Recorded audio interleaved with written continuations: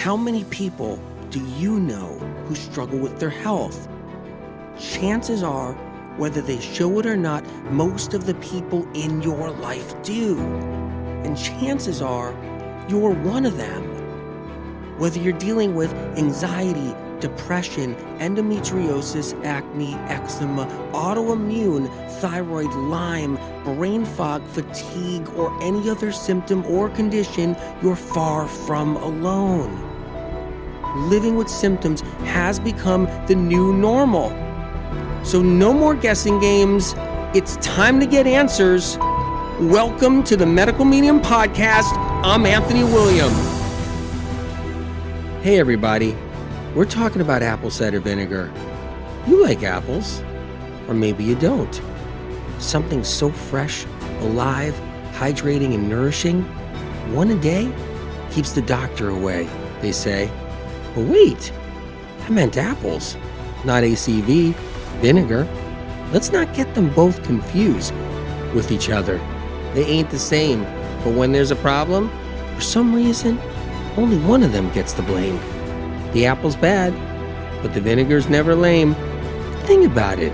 When someone smacks an apple out of your hand and tells you to join, apple cider vinegar land. You get up in the morning, you start doing your routine. Maybe you start with some water. Maybe you take some vitamins. Maybe you set your intention for the day mentally and emotionally. Or you meditate or journal. You take your pet outside if you have one. You could be someone who exercises after they get up. Maybe you shower or take a bath. Are you someone who cares for your family? All these good things, and at some point, you brush your teeth. Why? Because that's good too. You want to take care of them, protect your gums. You're careful about your toothpaste or your mouth rinse. You spend good money on them. You make sure they're high quality and even natural. We take great care of our teeth and gums because our teeth mean a lot to us. Sometimes everything to some people. We want them to last a lifetime. Feels good to rinse our mouth out, head to the kitchen, start our day. Maybe you're someone who goes to the kitchen first or does a chore or two before brushing your teeth. But then comes the moment for a lot of people, not everybody, but for a lot of people, where it's time to do something else that's good for you in the morning. You already learned one thing in your life that's good for you. It's brushing your teeth. There's bad ways to do it, like fluoride in your toothpaste. Conventional toothpaste has a lot of chemicals, and toxic mouth rinses are all problem causers. But if you brush your teeth right, you got something there. But now, the next good thing you're taught to do is to take that apple cider vinegar shot. Some take 1 to 2 teaspoons, some take 1 to 2 tablespoons, some do apple cider vinegar chews. And you think you're doing something good because you were taught that apple cider vinegar is really good for you. But you don't realize, no one realizes, that apple cider vinegar has a few pitfalls, whether taken straight, diluted, or in a chew. So let's get started. Apple cider vinegar is the best vinegar there is because it's made from apples. Years ago, when I was helping a lot of people recover from sickness, I would normally say to them, avoid vinegar. And it would be really hard on them. I would always get a response like this. I'm not eating any vinegar. What do you mean? Let's see. What foods do I eat? I had egg salad yesterday. I had barbecue sauce. I was over a friend's house. We had a barbecue mustard, ketchup. There's no vinegar in there, is there? Tuna casserole, and I had a salad. You want me eating salads, right? How much vinegar was in the salad? I don't know, but my favorite dressing looks like, I'm reading it now. It says corn oil, soy oil, milk protein solids, red dye number 3, yellow dye number 7, vinegar. There it is, vinegar. You're right. I do eat vinegar. Uh, Meanwhile, almost everybody I talked to, everybody that had a health problem, because that's who I talked to, was on vinegar. And here's the funny thing, most everybody didn't even know it. They didn't even know it. I would say, "Can you get that jar out of the cupboard?" They'd be like, "What jar?" "Okay, let me look here." And they'd pull the jars down and it'd be like vinegar and everything. And they even put vinegar in dishes they would make and then not even realize it, as if they couldn't see the vinegar bottle. They would grab it out of the cupboard, they would pour it on their dish, put it back, and you'd say, "Are you eating vinegar?" I said, "No, I'm not eating vinegar." But yet they were. It was the strangest phenomenon. It was like vinegar was everywhere and everybody used it. It was in everybody's diet. It was in every restaurant or restaurant dish, but yet people were like oblivious to it or something. It was really hard for people to give it up. Even if they didn't know their diet was filled with vinegar, it was still really hard. And I would say to them, use apple cider vinegar. What? You mean like holidays? Apple cider? Apple? I don't like apples. And I would say, no, no, not hot apple cider. No, apple cider vinegar. They make vinegar out of apples, just like they make vinegar out of grapes. And you just want to use it sparingly. You could use it on your salad, you can use it on your dishes, but just don't go overboard. Just don't use it every day. I wanted them to have a chance to heal. And if they were doing all these other great things, like using powerful tools, then the good would outweigh the vinegar bad. It's not a big deal because apple cider vinegar is the best option out of all the vinegars. The health movement was small back then. All I had to do, like other health professionals did back in that day, was just hop on the lecture circuit, spread the word so people would pass it along and help others heal. And then something changed. Health trends were popping out of woodwork like cockroaches. It started out where all I needed was a slipper, took it off my foot, and smacked a roach or two. You know, like the trends, roach trends. And people would stay safe. It'd be like, okay, you're safe now, and you're really sick over there, and you're suffering, and you're safe now. And the other person with really bad sclerosis and severe eczema, they're safe now because they're not going to get in trouble with that trend. And the slipper really worked because I knocked back a few cockroaches. It didn't take much to keep the roaches from getting out of hand and crawling all over the place, and to look out for the people who were really, really sick and suffering back then so they didn't run into potholes, spend thousands of dollars, lose a lot of time and energy. Social media wasn't happening. Heck, no one had websites. But as the internet was born and the years went by, the roaches were crawling out of every corner. One roach would pop out in a t-shirt with charcoal written on it. Another one would pop out of the corner that was wearing a colostrum t-shirt. Another one would pop out of the corner wearing a fish oil t-shirt. And then one day, I saw this one big roach that had an apple cider vinegar t-shirt on. And I was like, hey, I thought I let everybody know about that one a long time ago. And be careful with that one. Use it sparingly, especially after what I saw it did to people's intestinal problems, severe fatigue, vertigo, or anxiety. When consumed in larger quantities, too much of that vinegar won't let you get to the finish line of healing. So I grabbed my slipper and I tried to whack that cockroach, and it didn't work. So I had to grab my shoe, and that seemed to take care of it. So I said, phew, now I know I can protect that one person who has celiac who's being told to drink lots of it, because that vinegar will keep that person visiting the doctor forever. And I can look out for that one person who's got a vicious case of acne. And I could look out for that one person who's suffering from endometriosis and PCOS. And then I could look out for that person who's got the jaw and teeth pain and burning gums. You know, the trigeminal neuralgia I talk about. But as soon as I turned around, social media exploded, and the apple cider vinegar roach was getting bigger and bigger and bigger. And my shoe bounced off of it. and I couldn't protect enough people anymore. I'm not talking about someone who just has a couple of health symptoms, but they live their life fine, as if they weren't sick, because their health symptoms are not getting in their way. I'm talking about people where every little thing is make or break. You know, make or break. Like every little bit counts. Every little bit matters to if you're going to move up with your healing and look at your sickness and leave it behind you and move forward. And then apple cider vinegar got around. People were being told to down apple cider vinegar by the tablespoon. You might be one that's doing it. That's okay if that's what you like to do. You might see other people do it. And people were adding it to their food and drinks daily on top of downing it. Everybody has a choice. It's their life. But no one is warning the people who are really sick. Instead, they're telling them it's good for you. No one's looking out for them.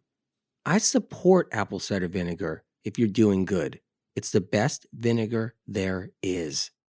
It can still cause trouble, but if you're not curled up in bed on Mattress Island, you can still have it if you want, and it won't make or break you for now.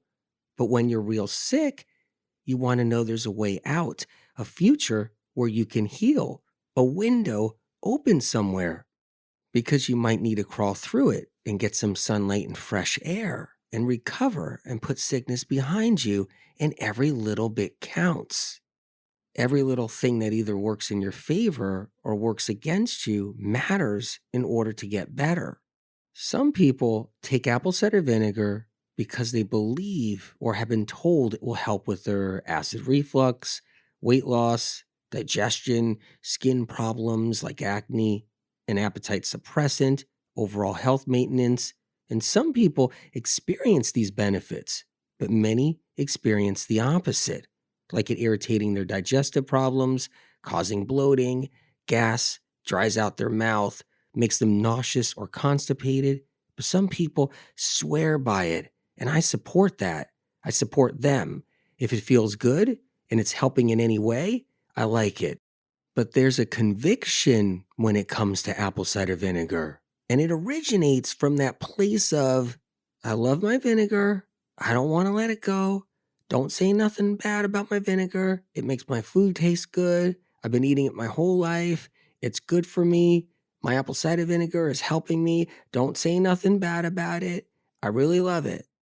And people are overprotective of their vinegar. Why would anybody be on apple cider vinegar to begin with and leave all the other vinegars behind? Because somewhere along the way, they were told or even felt vinegar wasn't the best thing for them. It's like leaving conventional wine for organic wine, that kind of change. Or it's like leaving conventional cigarettes to the more natural cigarettes, clean tobacco. Or how about this one? It's like leaving high fructose corn syrup to cane sugar. Here's a good one too. This is like leaving processed white flour bagels for gluten-free processed flour bagels, which tastes really good if you've ever had one. Or maybe going from a regular pizza to a gluten-free pizza with organic cheese. It's an upgrade, but an upgrade from something that wasn't really that good for us to something a little bit better, but still not that great. When someone's feeling good and they haven't gotten sick yet, or at least chronic with a condition and no chronic symptoms, and they have a little vinegar, red wine vinegar, balsamic vinegar, it's not the worst thing. And if they have apple cider vinegar, even better. I run across a lot of people that pour vinegar of all kinds on their food. And I tell them, if you're not going to let that vinegar go, then do apple cider vinegar. It's better for you than even the grape vinegar. Why? It's got more minerals. And if you're someone who loves their apple cider vinegar, you're really going to love this. Because an apple tree has big roots, and they go deep, deep into the earth. They anchor really deep into the earth. Because apple trees get heavy with a lot of apples, 1,000 pounds of apples on a tree. And those roots are the strongest out of all the trees. And they go extra deep. And they draw up trace minerals that grapevines can't reach. So grapevine roots don't go as deep. That's why apple cider vinegar has more trace minerals.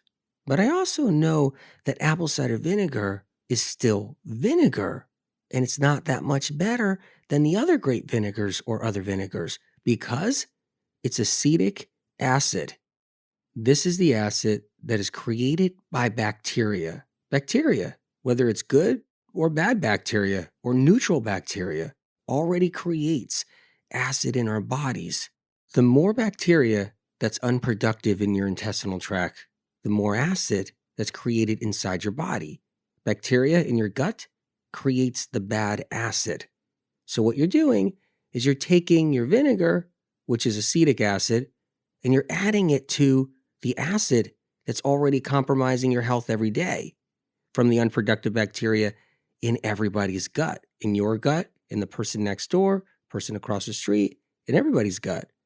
The sicker you are, the more acid is produced. Bugs, like bacteria, produce acid, and therefore love when you dump other acids into your gut. It doesn't kill them, like some people believe. It does the opposite. It allows them to live happy and, in some situations, thrive. Do you know anybody with urinary tract infections, UTIs, chronically having them, or chronic sinusitis, sinus infections? What about gum infections, ear infections like otitis media, bacterial vaginosis, yeast infections, bladder infections, sore throats? Have you ever had a sore throat? It's like, wait a minute, what is this sore throat? Or strep throat? A lot of people get strep throat on and off in their life. Prostate infections, gallbladder infections, appendicitis, irritable bowel syndrome, bloating. How many people go through bloating? Are you guys dealing with that? Styes, acne, skin cysts and boils, conjunctivitis, pink eye. They're all caused by strep bacteria, streptococcus. And strep creates acid. And more acid only helps strep stay strong and alive. That acidic environment is what strep likes. The acid from unproductive bacteria like strep is what gives people acid reflux. It's what gives people a lot of problems. It's all the acids building up being produced by bacteria. So when we drink apple cider vinegar or any vinegar, we are dumping more acids in our bodies. Think about that for a second. It's a head scratcher, right? The goal for good health is to be alkaline. This can only be done with the food, liquids, and supplements we consume in their natural state and not altered. Apple cider vinegar is not alkaline. When it enters the stomach, it becomes more acidic than it even was on the outside of the stomach in the bottle. What could be wrong with that acetic acid? Everything. When it's internal, when we eat it, acetic acid is a preservative. Hey, Frank, how's your diet going? My diet's going really good. No fast foods, no processed foods. Let's see. Uh, no preservatives. I was told not to eat any preservatives. Lots of salads. I love my salad dressing. I make a nice vinaigrette. Apple cider vinegar, because I read something that it's really good. I threw a hard-boiled egg on top because I heard that's good too. I stay preservative-free. What no one realizes is they're consuming a large amount of preservatives because they're doing more than a thimble of preservative that's in most products that have different kinds of preservatives. Instead, with apple cider vinegar, they could be doing 1 to 4 tablespoons in their food or just straight out. That's a large amount compared to a teaspoon of vinegar in a jar of salsa. Why is apple cider vinegar and all vinegars a preservative? Because acetic acid is made from death. It's a product made from something that died and then came back to life in a more toxic form. How do you prevent a cucumber from breaking down? You turn it into a pickle. You suck the water and life out of it. You replace its water with vinegar. You suspend it. This sounds like a great idea. Sounds like a good thing to do. Wouldn't that be great if we can preserve ourselves? Not really. How does something get pickled? You need two important components, vinegar and salt. But wait a minute. Maybe you're thinking you don't do a lot of salt. Maybe you're someone who stays away from it. I don't do any salt. I don't do any salt. But chances are you're doing it at some point. Either way, there's salt in your bloodstream, natural forms of it, even on minute levels. It's part of the electrolyte stability. That's what stabilizes us. And acetic acid mixes with the salt and a chemical reaction occurs. Acetic acid starts coming in. You got the salt in your bloodstream. All of a sudden, it starts happening and it starts to suck the life out of your cells. You're living water. The water in your body, it's alive. You're alive. That's your living hydration. Why is this bad? To begin with, salt itself, handled in the wrong way, is damaging to our cells when it's not coming from our foods, like natural foods, salty herbs, like celery, vegetables, and salty fruits, like lemons, tomatoes. There's salt in those. Grapefruits, zucchini, yellow squash. Salt that's not in these food sources is bad enough. Add it to vinegar, and wham, chemical reaction. And now we're up Salt's Creek without a paddle. And the creek water is vinegar. We start preserving in the vinegar. The vampire effect of vinegar draws the water out of our organs and sticks the water in the wrong places in our body, giving us an illusion that we may have lost weight from our apple cider vinegar. We're skinnier on the waistline sometimes, but we're just dehydrated, and our cells have been filled with toxins. Toxins that were supposed to flush out of our body end up being preserved deep in our cells by the vinegar. In a jar of pickles, if there were contaminants inside that water, they end up in the pickles, while the living water in the pickle was sucked out of it. It's a role reversal. It's the old switcheroo. See, living water is being drawn out of your cells, and then what's being replaced with that living water is acetic acid and toxins. It's the switcheroo. Now you're the pickle. Any toxins that were floating around in your bloodstream that you think your body's ridding naturally on a daily basis are now being stored and preserved inside your cells. This could add up over time, and it does. Maybe not from vinegar once in a while, fine. If you're feeling good, you have some if you like, fine, couple times a month, a few times a year, but 1 to 4 tablespoons every day, that changes the game. That's a lot of vinegar daily, year after year. Why does this matter?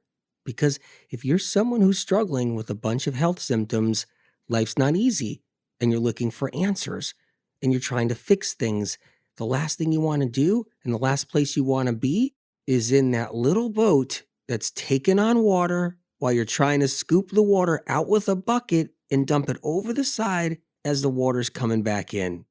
Look, if you're not sick, have some apple cider vinegar if you like. Use it sparingly. And when you get your first symptoms and you hit the wall with your progress someday, you now found one nugget that can help make the difference. Getting rid of acetic acid, the vinegars. These details matter when you're sick. They're your paddle up Salt's Creek in that little boat. You might hear apple cider vinegar suppresses the appetite. Yes, it does. For a moment, and then you're extra hungry at the wrong time later. Apple cider vinegar suppresses the appetite by sucking the water out of the cells of the stomach lining. Acetic acid is so astringent that it shocks the stomach. The stomach sees it as something toxic and instantly produces a layer of mucus to try to stop the vinegar from entering its cells. That layer of mucus replaces food for a little while, gives a sensation of feeling full. It lasts for a little bit, but it bites you in the end later. How does it bite you? For one reason, it shocks your stomach glands, those little glands in your stomach in there, the very thing that produces your hydrochloric acid, your HCl. So here you are, putting acid in your stomach, acetic acid, while hindering your stomach's ability to produce gastric acid. It's counterproductive. It blows out your gastric glands over the years. As the vinegar enters your stomach glands are releasing large storage bins of HCl. The hydrochloric acid is trying to neutralize the acetic acid and break down the mucus the stomach lining is releasing. This reaction to the acetic acid allows you to feel like you are digesting better. And you are. You are digesting better for the moment. It could even make your bloating go away for some people. But the problem is that once your stomach glands wear out and lose their ability to make more HCl, you end up bloating when you take your apple cider vinegar. That's where most people are already. They have weak stomach glands. They're producing low amounts of HCl. So if you're someone not producing enough HCl and you read somewhere or somebody tells you take 1 to 2 tablespoons or 3 tablespoons of apple cider vinegar every morning, you're actually worsening the condition. You're tapping out your stomach glands when they've already been tapped out. So you become the person that takes apple cider vinegar and you bloat more versus the other person where the stomach glands aren't tapped out yet. You seem to not bloat from it and you're all happy. But see what happens when those stomach glands are weakened. Now the bloating happens and you're one of those people that just gets sick from it. So let's talk about acid reflux for a minute. Say you're somebody with acid reflux. What's happening is that there's bacteria in your intestinal tract. That bacteria is producing acid. This is the bad acid. This acid creeps up into the stomach, eventually creeps up into the esophagus, can even go higher than that. And then you dump in your apple cider vinegar, and your glands release lots of HCl, hydrochloric acid, which then helps neutralize the bad acids the bad bacteria in your intestinal tract is producing. You may see relief from the acid reflux for quite a while. You're doing your apple cider vinegar for a couple of months. You're like, hey, I swear by it. And then you're on social media. Hey, everybody, apple cider vinegar works. And then you tell your friend and you tell your family members, apple cider vinegar, that's the way to go. And as the months go by, you're doing it. And then all of a sudden, you got a bad bout of acid reflux. And you're like, what the heck? What is going on here? What that means is your stomach glands are starting to burn out. They're starting to wear out and you get your acid reflux back eventually. It happens to a lot of people and nobody knows this. You will hear out there apple cider vinegar is anti-aging. You'll hear it from anti-aging experts on the health circuit. They like their vinegar. But that's like someone who drinks wine saying it's got the antioxidants, anthocyanins. Wine's good for you, wine drinkers say. In moderation, it's anti-aging too. Yes, there's antioxidants in wine, but you're back on that little boat with a bucket. Yeah, there's antioxidants in apple cider vinegar, but you're back on that little boat with a bucket because the alcohol outweighs the good in the wine and the acetic acid outweighs the good in the apple cider vinegar. We like to protect what we like to eat and drink, but who's protecting people who are sick? Who's looking out for them? I get it. We want to protect what we're hooked on, our comforts. But being sick is not a comfort. It's a discomfort. It's uncomfortable. I got this back pain and I'm dizzy all the time. I get headaches. I got acne. My face hurts. I got acid reflux and I'm bloating. And my eyeball twitches and twitches when I'm talking to people. What? Take 2 tablespoons of apple cider vinegar every morning? Oh, okay, I'll try it. When someone's sick and doesn't feel good, they don't have the time, the energy, the resources to play the apple cider vinegar remedy game. It reminds me of the old carpetbagger days when someone would pull an old bottle out of a dirty bag filled with what looked like pee inside of it and said, "This'll fix all your problems." But the Band-Aid game is only fun to play with the not-so-sick. You know, the not-so-sick people, the ones with just a little bit of acne, maybe a touch of eczema, a little bloating. But when you're really struggling and really sick with severe fatigue, the worst brain fog, severe bloating, migraines, and severe body pain, that's when it hurts. When someone asks me if they should be using apple cider vinegar, the first thing I do is find out how sick they are. That determines whether they have room for the apple cider vinegar game or any game. I got aches and pains, fatigue, eye floaters, thyroid problems. My thyroid feels swollen, insomnia, and my back hurts really bad. Apple cider vinegar? No can do. Remember how I told you apple cider vinegar draws the water out of your cells, dehydrating them? Well, that ages you quicker. It slows down new cell reproduction, healthy cell growth. It slows down your healthy cell replacement ability, where cells die and then new ones are supposed to grow, and then cells die again, then new ones are supposed to grow. Your body has to battle the vinegar while regenerating your future cells. Vinegar doesn't bring youth to us. It does the opposite. This aging doesn't show up fast. It takes years, but your body's resilient. But a common mistake made in health and wellness is people think that if they're doing something bad, it'll show up right away. This is how they try to gauge if something works or not. But this isn't how it works. Another common mistake is when something is causing a problem in the moment, it's blamed on what you're doing in the moment and not what you were doing all the years before. In most cases, the timing happened to be just right. I started oil pulling a week ago, and my gums started receding. Had to been the oil pulling. I've been having banana smoothies for a few months now, and today I'm depressed and have anxiety, and I just had a smoothie. Must have been those banana smoothies. Or this one. I had a slice of lemon in my glass of water at my friend's house, and my stomach hurt after, and I never had a slice of lemon on the glass before. It had to have been that slice of lemon. Instead, it was something you were exposed to or something you were doing all these years. Things take time to become a problem in most cases, and it just adds up. And a health situation finally occurred, but it occurred right in that moment, so you blame something else. And in most cases, we end up pointing to something that it isn't, something new in our life or fairly recent that we can try to pinpoint or gauge as being the problem. But in reality, the truth is, it's a lifetime of doing certain things that aren't great for us that shows up later. But yet something else new in our life takes the hit. Must have been that one banana I ate yesterday. It's the first time I had a banana in 9 months. Yeah, it's definitely the one banana they had, and can't be the apple cider vinegar they've done for years that's been growing bacteria in their gut, depleting their HCl, pickling in their liver, and a whole bunch of other stuff. No, can't be that. It's the one banana. This one you'll hear out there. I think it's my new vegan diet that's messing me up. Let me grab my food journal here. Well, let's see.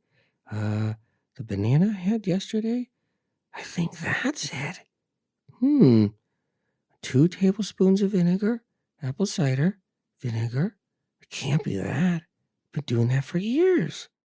Oh, but the vinegar they've done for most of their life will never be the culprit to what their problem is. It can't be the vinegar. It can't be the apple cider vinegar.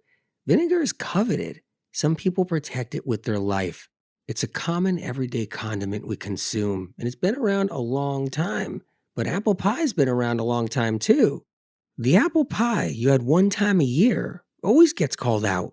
Beware, stay clear. Vinegar you can have every day for years. Nobody bats an eye. No one ever cares. Okay, let's talk calcium, which includes teeth. Calcium, teeth, bones. Acetic acid depletes the body of the trace mineral calcium. Uh-oh. Our body uses calcium as an alkalizer. It's to neutralize acidity. Calcium, teeth. Calcium, teeth. Calcium calms acid down. So the more acetic acid you put into your body, the more calcium gets leached from your bones and teeth. A chemical reaction occurs inside your body, a defense mechanism. The calcium in our teeth deplete over time. Oh man, that's not good. With a lot of vinegar use. Acetic acid. See, the acetic acid is our teeth and bones' worst nightmare. Vinegar is a cleaning agent. That's why it's in cleaning products. Acetic acid can dissolve hard water stains. Hard water stains have calcium in them, calcifications, that white stuff. Acetic acid breaks this down, does a good job with it too, does a great job with the cleaning. When your sink and tub get calcium buildup, it starts to stain, and that acetic acid can really clean it up. That vinegar works. Vinegar is really helpful for deep cleaning, but for our teeth, it's a tough one. Our teeth are part calcium, and slowly, over time, just like how the Grand Canyon was made, vinegar will slowly erode enamel. But when you're 20 and you're trying to do some healthy things, because it's the trend, you may not see it happen quick to your teeth, or you might skip your apple cider vinegar shots every other month before you're reminded again by another health hacker. So the damage to your teeth may happen slower. But when you're 30 or 40, you wake up one day and you notice stuff is happening in your mouth.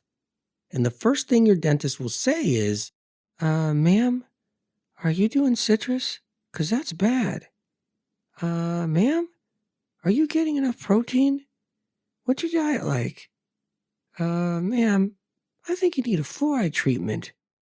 But your vinegar won't even be mentioned.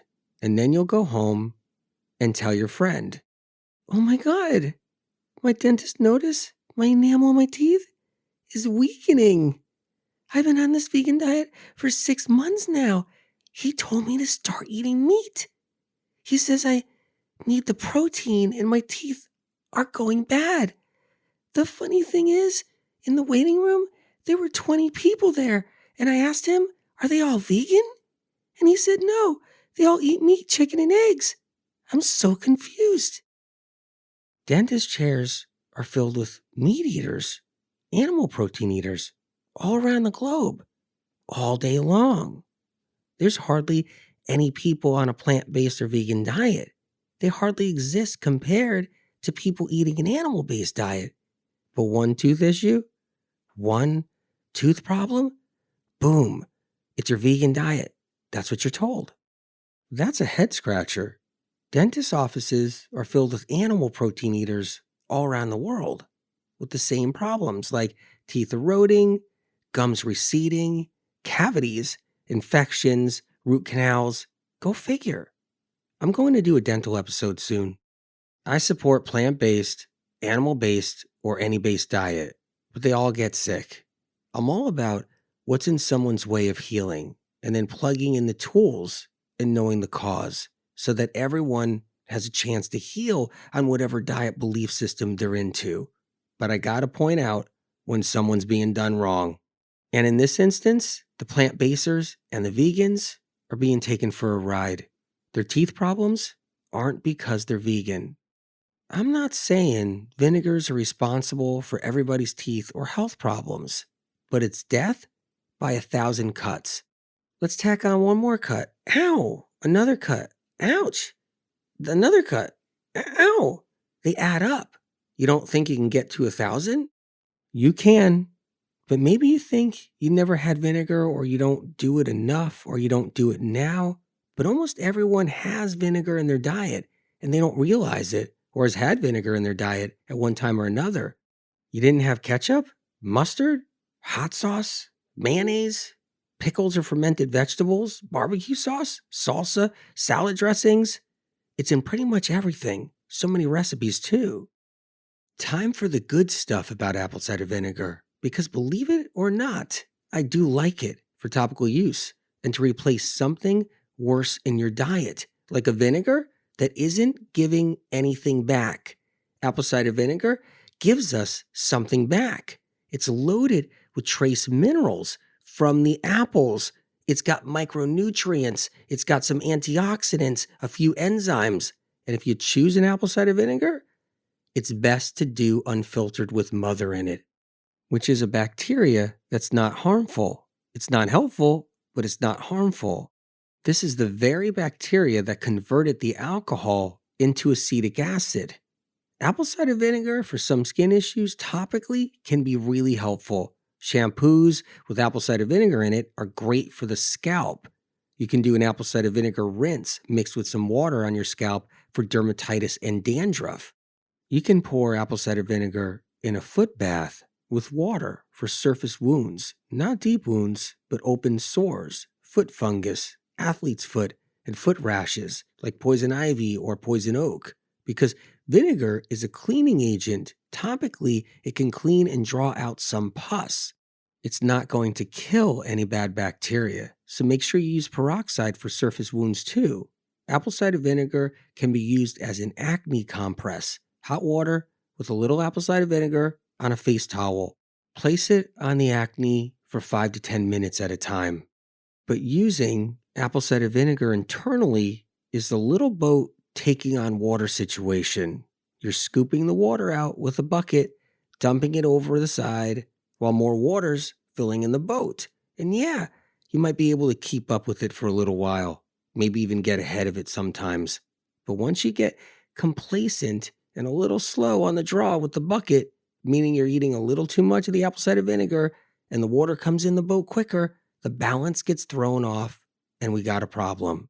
Apples are a true healing food. It only makes sense that apple cider vinegar would be just as healing.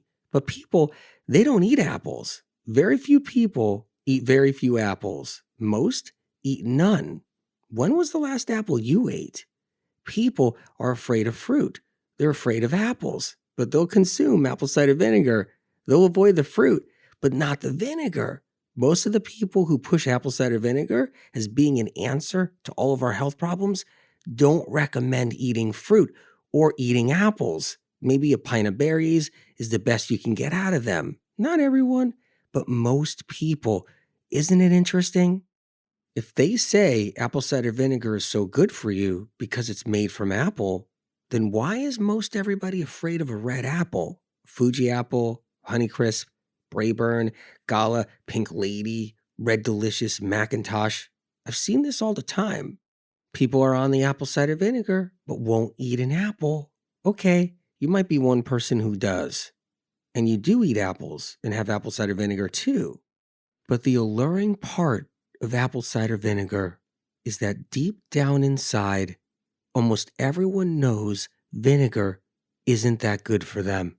And vinegar made from apples gives the person permission to consume the vinegar because deep down inside, they know apples are good for them.